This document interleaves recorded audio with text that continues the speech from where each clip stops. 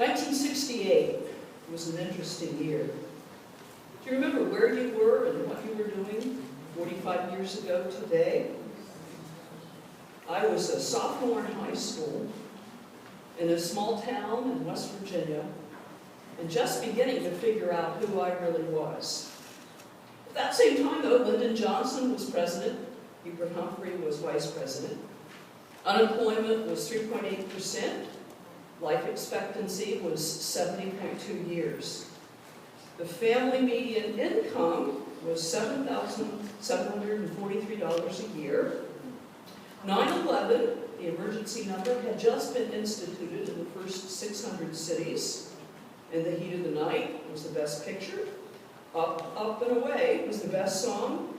And Sgt. Pepper's Lonely Hearts Club Band was the best album. Senator Robert F. Kennedy was assassinated in Los Angeles. Martin Luther King Jr. was assassinated as he stepped out on the balcony of his Memphis hotel room.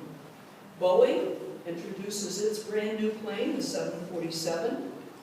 The Tet Offensive sees North Vietnamese troops attacking targets all over South Vietnam, signaling the worsening of the war in the United States. Saddam Hussein comes into power in Iraq after a coup d'etat. The Republican National Convention in Miami Beach nominates Richard Nixon. First Lady, former First Lady, Jacqueline Kennedy marries Greek shipping tycoon Aristotle Onassis. And the following TV shows debuted: Rowan and Martin's Laugh-In, Mr. Rogers' Neighborhood, The Doris Day Show, Mod Squad, 60 Minutes, and Hawaii Five-0.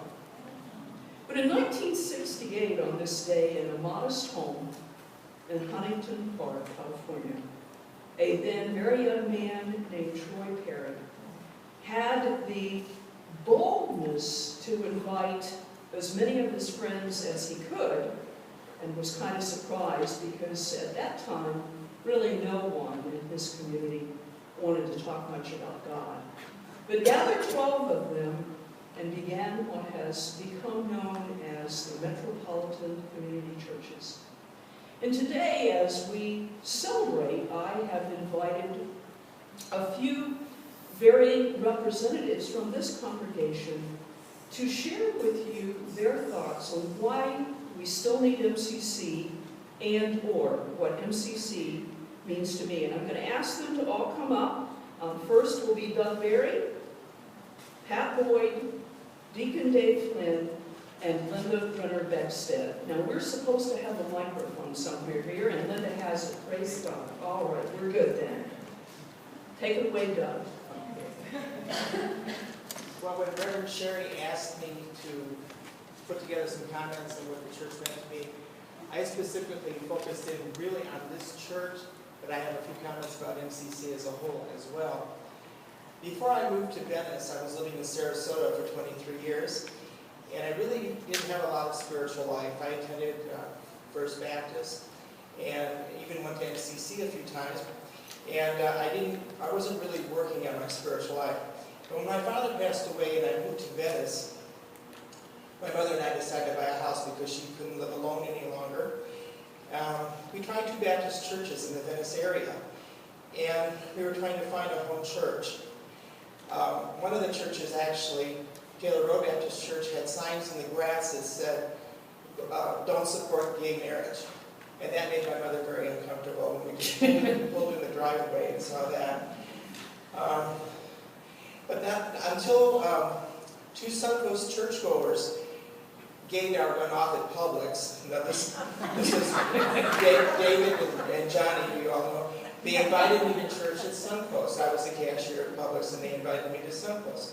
And I remember the first morning I came here, I went to the Mormon church down the street by mistake. Realized I was at the wrong one, then I went to the Unity Church, and Johnny comes running down the driveway, "Oh no, it's over here." So I came here, and that was about 2 years ago. And at the beginning, I came intermittently. It's not hard to find an excuse not to go to church if you really want to. And although once I was here, I realized I was where I was supposed to be. And our pastor, in her wisdom, asked me to take on some responsibilities that would require me to be here every Sunday. Have you ever tried to say no to Reverend Sherry? It's not easy. Then in January of 2012, Reverend Sherry asked me to take on the website, which led to Facebook and Twitter, and constructing easy worship, slide presentations for church services, playing music, and being on the ministry council and some other teams. And I found myself even in the kitchen with Becky, helping donate and prepare spaghetti dinner to raise funds for choir rooms. So, I mean, this really had become my home church. This summer, I completed reading the Bible in 90 days, a program that we just started.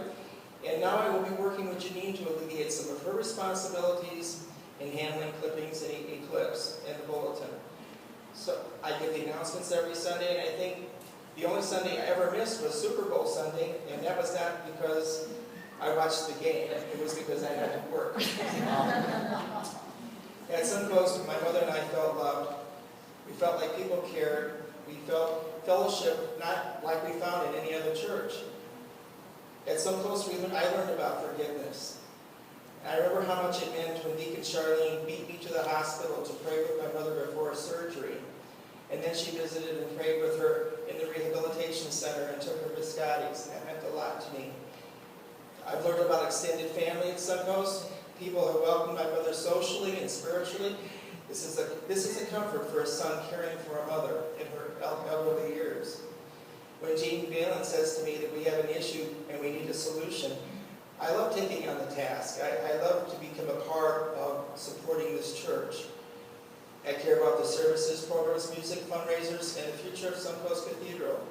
When I'm here, I know I'm where I'm supposed to be, and I'm always happy to be here. I'm also very proud of MCC because I realized with MCC, I'm part of a much bigger picture.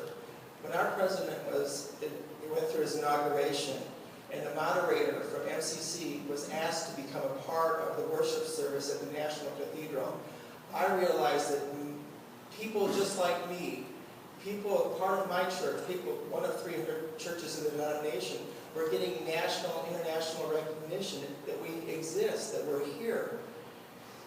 And this means a lot to me too.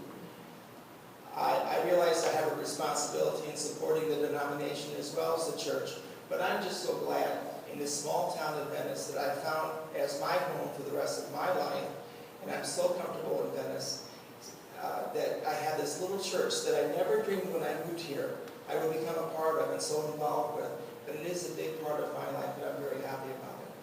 Thank you.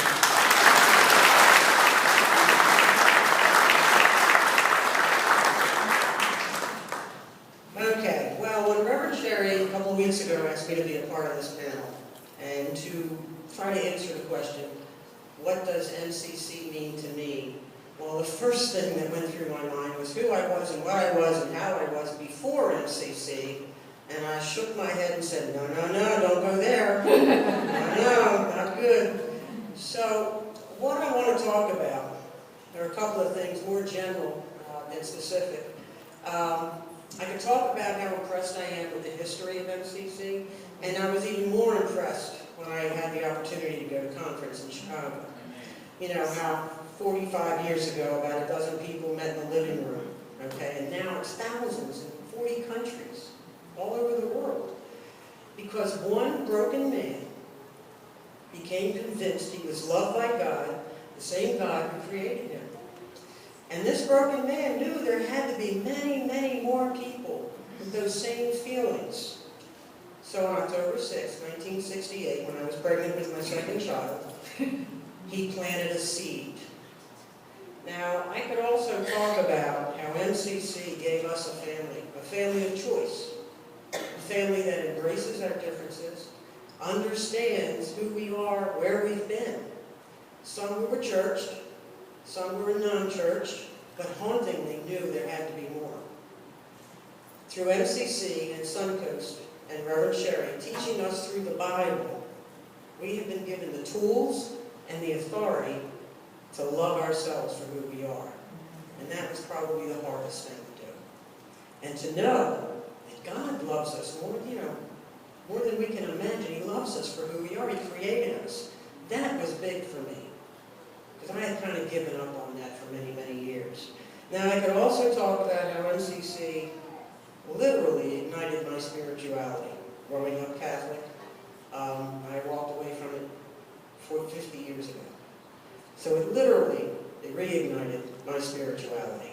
It brought some of us back from addiction. Brought some of us back from the brink of suicide. I know your story. I know how some of you were lost and believed you were forgotten. I know your story of feeling broken spiritually and emotionally.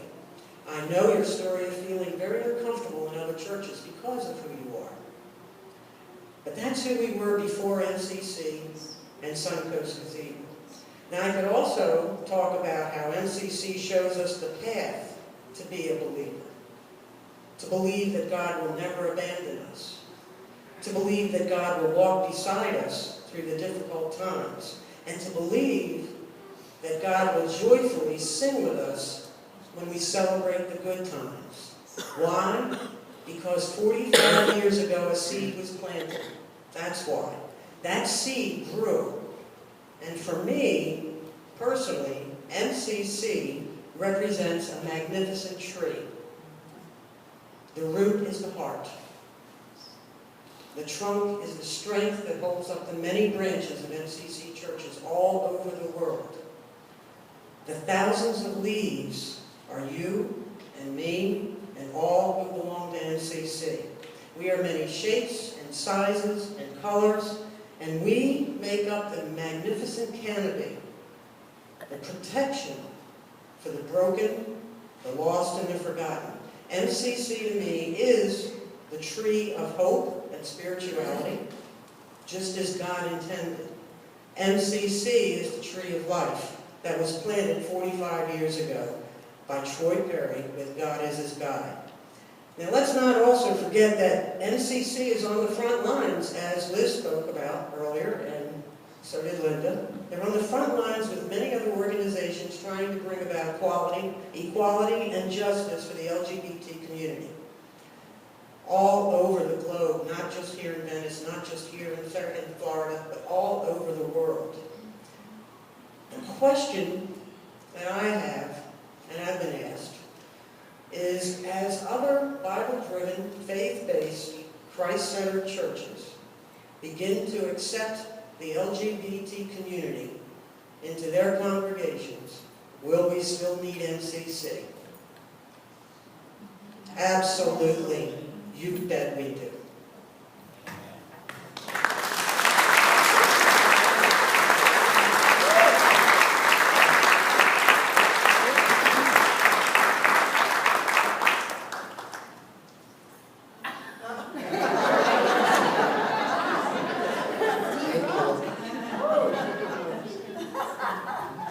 Good morning.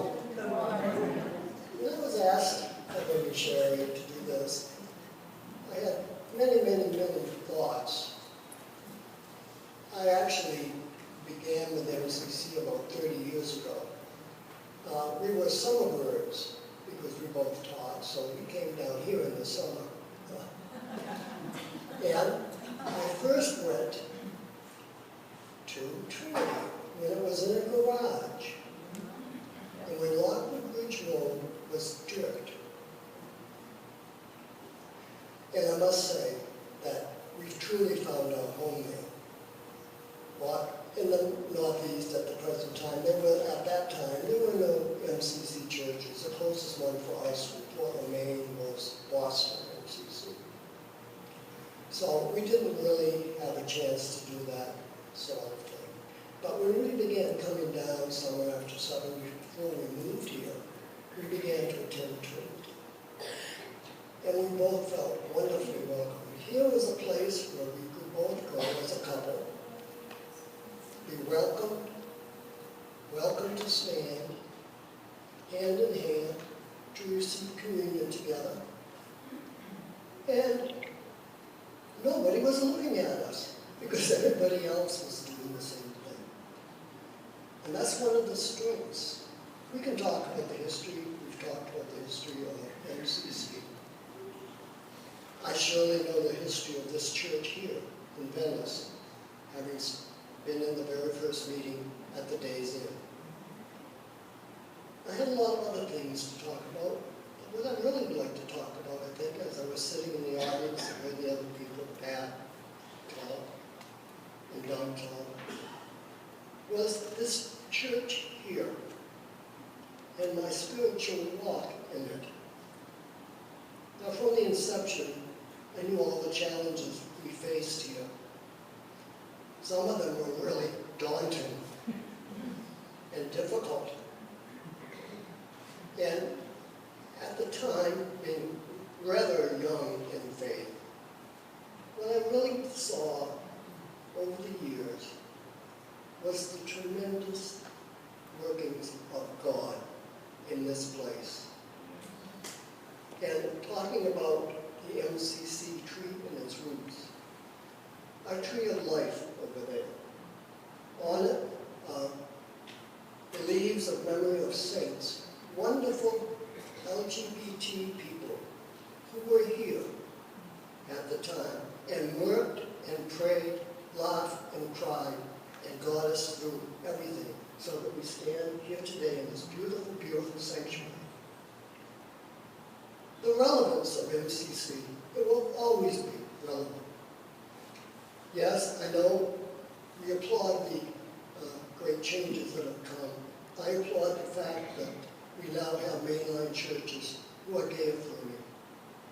But I also want to say that all of us need partners in our spiritual life, or we will not grow. You can't come to church on Sunday, forget it the rest of the week, and maybe not come the next Sunday and drop in the next time. You have to have people, you have to have people who will love you, support you, correct you if necessary, laugh with you, and pray with you. And who better understands the trip that we all make in life? Who better understands than other LGBT people who have gone through different trials that we have all faced in our life to walk with you in your spiritual life? Yes, we are now international. We will always be a place, and we're going forward.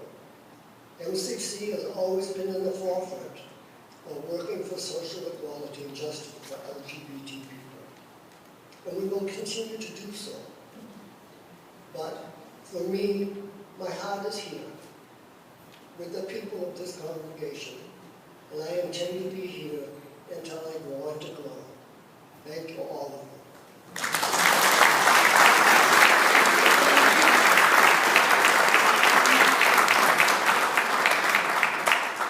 I think it's so wonderful to have three different voices and then adding my own as a fourth, to hear this lay perspective of MCC. My story, I'd like you to imagine 3 mixing bowls, and the outer largest mixing bowl is one story that I would like to share, and that's MCC internationally. And I've gained a perspective about that since I joined the MCC staff as Reverend Elder Nancy Wilson's administrative assistant.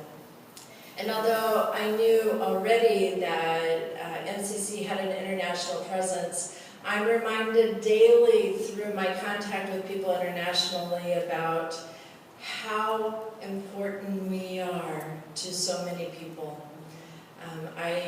I have regular contact with Sharon Cox-Ludwig, and for those of you who are at General Conference, she's the person that toasted her Mountain Dew before she spoke. But she's from South Africa, and she's fearless. She's bold in a place where it is illegal in some places to be gay. And I've also worked with others, Reverend Michael Kamindu, Reverend Joseph Naeza, whose passport was denied to come here because they fear that men from Africa who are not married might stay in America. You know, that's the kind of persecution that others face that we don't face. I've talked to people from Jamaica who fear for their life, for being gay. People who contact us from Israel who say, we're transgender and we don't know what to do. Can we start a church here? And I'm not a pastor, I'm just a stopping point for these people, but it's a reminder how important MCC is internationally. We have a very small staff, really, for an international staff, but I will tell you that people work tirelessly. And the work that Suncoast does supports that. When we get our regular assessment checks from Suncoast arriving on schedule, and people in the office say, there's Suncoast check, we know we can count on them. That's amazing. That's amazing.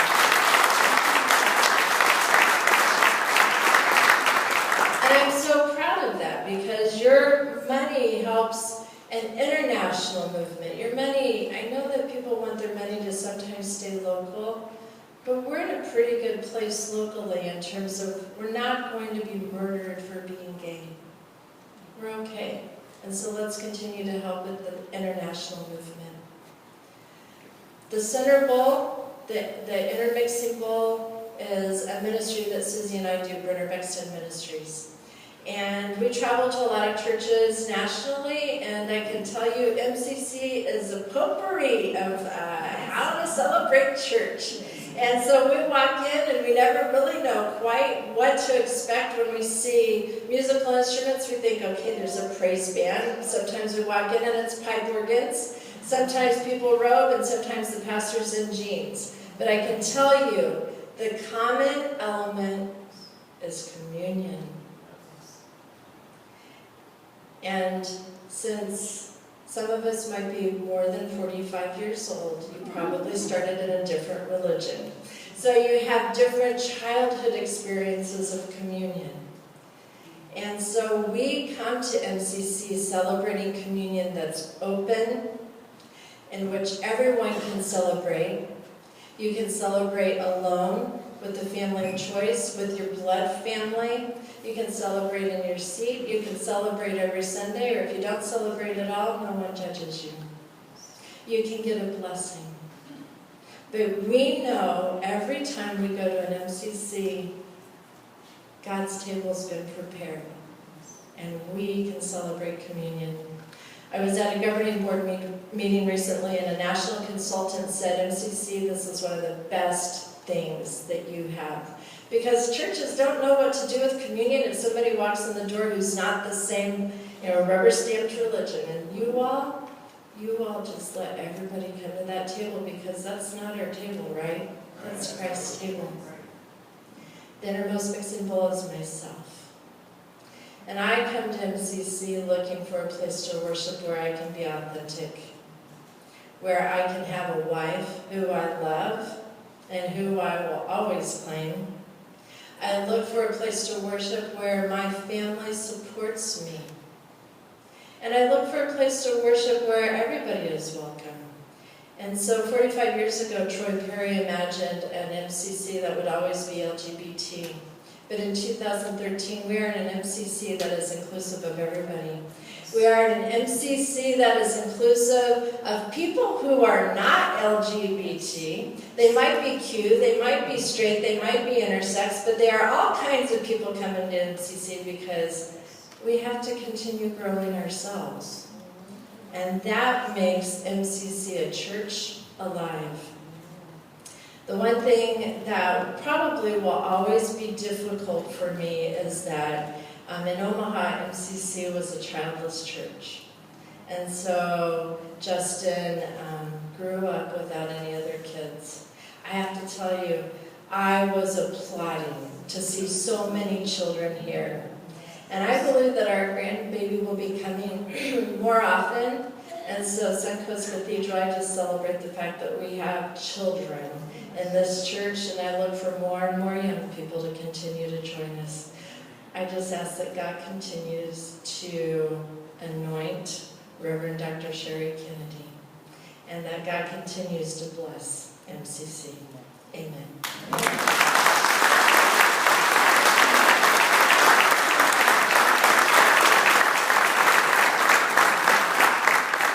Please rise as you are able for our hymn of response.